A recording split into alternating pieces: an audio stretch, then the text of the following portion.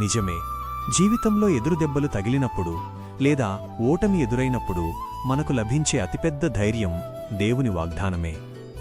మీరు చెప్పిన ఈ మాట ఎంతోమందికి ఒక గొప్ప ఆశగా నిలుస్తుంది.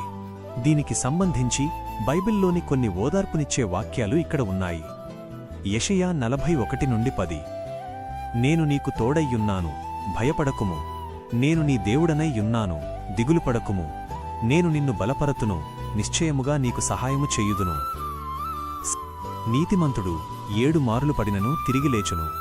ముఖ్యమైన విషయాలు: విశ్వాసం, మన సామర్థ్యం మీద కంటే దేవుని కృపమీద నమ్మకం ఉంచడం. ప్రార్థన, మన ఆవేదనను దేవుని దగ్గర ఒప్పుకొని ఆయన ఇచ్చే సమాధానం కోసం నిరీక్షించడం.